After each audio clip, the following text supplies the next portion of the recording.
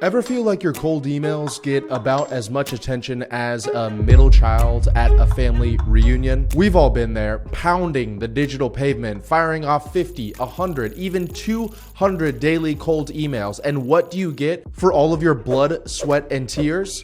Crickets. Well, ladies and gentlemen, that is about to change. Over the past few years, I've gone full-blown mad scientist on this problem, sending literally hundreds of thousands of cold emails, testing thousands of different hook variations in order to figure out that unique hook that would work every single time. And after an unbelievable amount of trial and error, about 2 years ago, I did it. I found the perfect unique hook that anybody could use in a cold email in order to see success. And not only has this unique hook I'm about to tell you right now generated our company, Scaling with Systems, millions of dollars, but it has worked for over 1,000 of our clients, all the way from Fortune 500 CEOs, sharks from Shark Tank, down to the run-of-the-mill, everyday service-based business. So in order for me to properly explain to you the results of this experiment, I first have to give you a little bit of background information so that way you can make sure that you know the foundations of how to use this for your business and not just the copy and paste from what I'm going to tell you. You see, ironically enough, before we even focus on the messaging, what your cold email says, and what that specific unique hook's going to be that's going to get replies, we actually have to take a step back and focus on an area that I ignored for years. In my early days of cold email and cold messaging, I did what all the gurus online told me to do. I just went online, downloaded a list of hundreds of thousands of businesses with no kind of qualification or filters, and started cold emailing them. And then when inevitably the campaign didn't work out, I would always think that it was a messaging problem. Like, oh, I needed to change this subject line, this intro hook, or this call to action. I needed to add a link, not have a link. And I was so focused on that small part there that I didn't notice the blaring problem right in front of my eyes. You see, before you can even worry about whether your messaging is working or not, you have to make sure that the right people are reading the message. Because if you have the best messaging in the world, but you have the wrong people reading that message, it doesn't matter. It's not going to work out. And once I made this realization, I actually stopped doing what everybody else was saying, and I spent the majority of my time not on messaging, but actually on the scraping part of it, the audience generation part of the lead generation process. Instead of just copy and pasting the same list that everybody else was using, I would spend 3, 5, 10, 15 hours a week just isolating who is my perfect ideal avatar, who, if they saw this message, would have the highest chance of not only responding, but getting on a call with me and closing. And once I turned my attention to getting the most qualified people possible to send these emails to, my email campaigns took off, and so did my business. And I actually ended up creating this graphic here that I now share with our clients called the outbound funnel. And as you can see on the left-hand side, the first thing that you need to identify is the audience, but not just real estate agents, for example, or not just doctors, or not just coaches and consultants, but getting hyper specific with not only who they are, but what their characteristics are, where they hang out, and where you can find the most qualified list of those people. Only then does it make sense to focus on the messaging. And I've said this in a few other of my YouTube videos, but I still don't think that it sinks in, because I still get messages on a daily basis of people saying their cold email isn't working.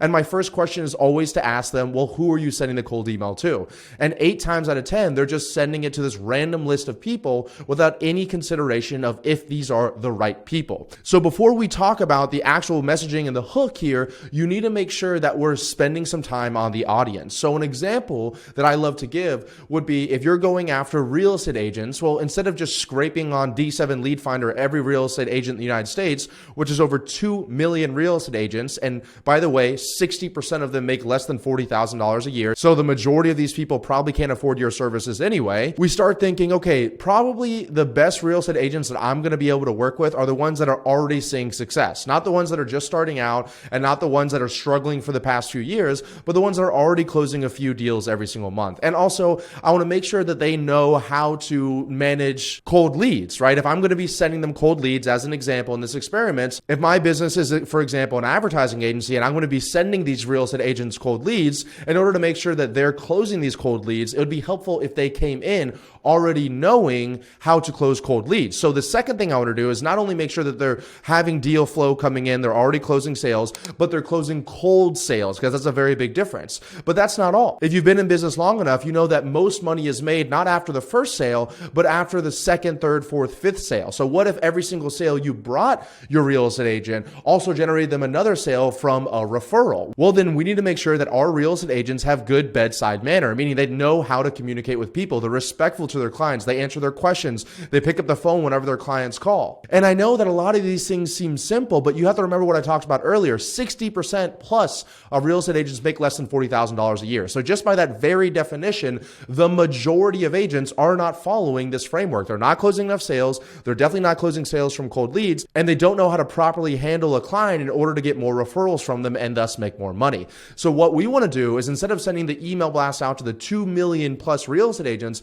we want to find an area where we can get a little bit more specific and try to find these three characteristics. A great example of a free tool you could use would be something like Zillow, because Zillow has a tool called an agent finder. And you could literally say, I'm looking for real estate agents in Atlanta, Georgia. And then you could filter by the real estate agents that have highest number of reviews, meaning that they're closing a lot of deals because people are leaving them reviews, that have the highest score on the reviews, so you know they have a good bedside table manner. And you can even identify on that website the Zillow Premier agents. And what that means is that those agents are actually literally already spending money with Zillow to show up at the top of those search results in order to get more leads. So that means that they are experienced in closing cold sales. And just like that, we took an audience of over 2 million people, with the vast majority being unqualified, and we narrowed it down to probably a few 100,000, but with all of them with the right intention and the ability to be able to pay you money. So now that we have the audience down, we can start talking about the messaging and that unique hook that I learned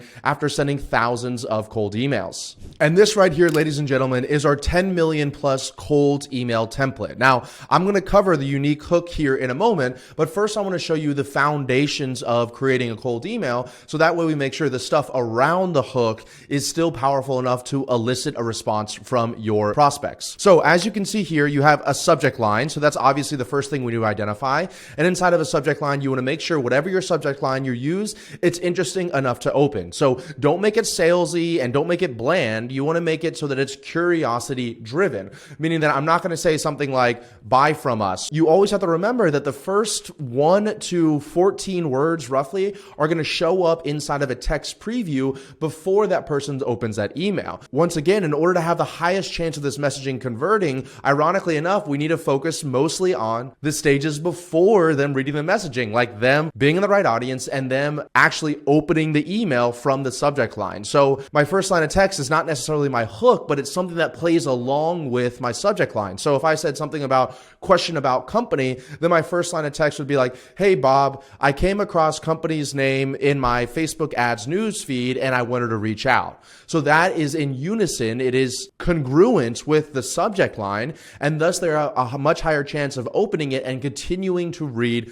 the rest of the message. Now we can talk about the unique hook. So what is this unique hook that has been battle tested by literally thousands of different businesses and hundreds of thousands of different emails? Well, believe it or not, it's your transformational statement. This is the short 5 to 15 word sentence that lets that person know exactly who you are, who you help, why they should listen to you, why they should work with you, and any kind of risk reversals that you have that would entice them to stop what they're doing, respond back to that email, and maybe get on a call to speak with you. And there's this whole school of thought out there that tells people to, start with a few opening lines, tell them about yourself, tell them about your family, tell them a little bit about your business, and you're wasting all this precious time and energy of this other person, and that's going to lead to a very low conversion rate. And instead, if you can condense all of that kind of, warm up, rapport building process into that first line of text, you have a much higher chance of getting that person to respond, because remember, we know that they're qualified based on our audience section of this video. And the unique hook that we've seen work 10 times out of 10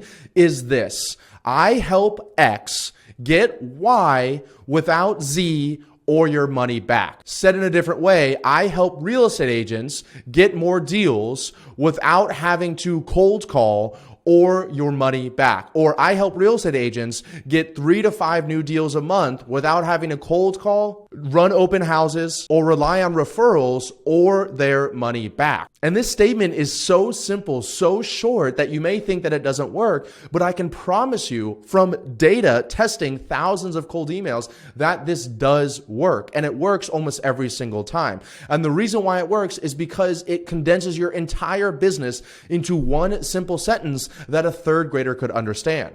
And the majority of the time when we're trying to improve our response rates and our lead generation efforts, we're focusing just on this one unique hook right here. We're trying different statements, we're trying different claims, we're trying different risk reversals in order to get the highest response rate.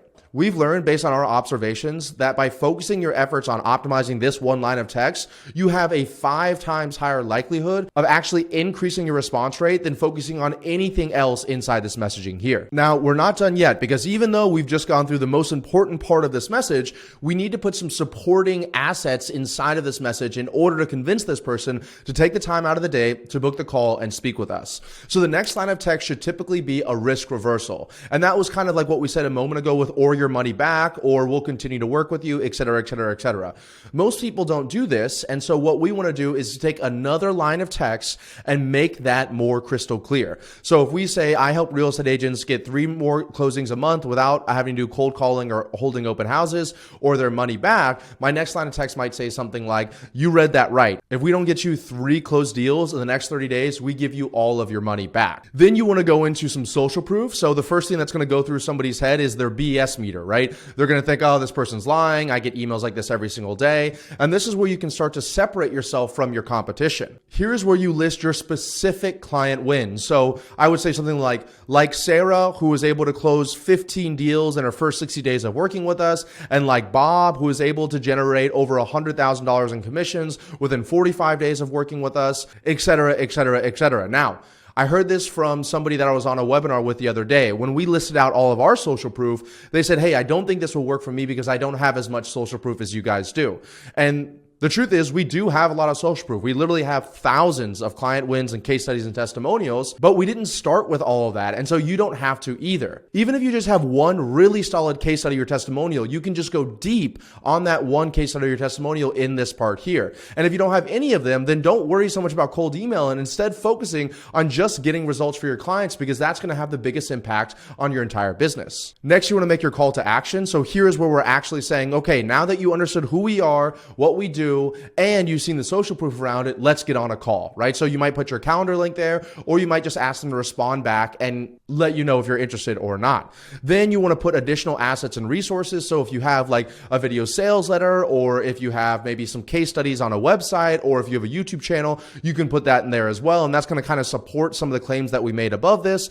And then another call to action, which is pretty much just duplicating the call to action above it, and you'll put your signature below that. Now, I can't stress this enough. Make sure you're following the right order of operations when it comes to your outbound messaging. So the first thing we need to focus on is the audience. If that's not right, everything else is not going to work, or it's going to barely work. Okay. So make sure you're getting the most qualified list of people that you can possibly find by using softwares like LinkedIn Sales Navigator, Phantom Buster, or even manually scraping off websites. I promise you, whatever time or money you invest in that is going to be worth it. Then once we get the audience down, we can focus on the messaging. And the first part of focusing on the messaging is the subject line and that personalized introduction and text preview. So make sure that it's curiosity driven and it's going to entice them to open the email, and it's congruent between the subject line and that first line of text, so you can have high email open rates. And then what we want to do is have the puncher, the banger, the unique hook, the thing that is the money maker. And that is that transformational statement. Spend a lot of time sitting here thinking of what this is, and don't just do what everybody else does, because then you're going to sound like everybody else, right? What makes you unique versus everybody else that's sending emails to this person at the same time? And then finally, make sure you put your supporting assets inside of here, your case studies, your testimonials, your YouTube page, your website, anything else that lets them know that you're not just this fly-by-night person that crafted up this email watching some crazy guy on YouTube yell at you through a camera. Let me know down below if you have any questions about this cold email process.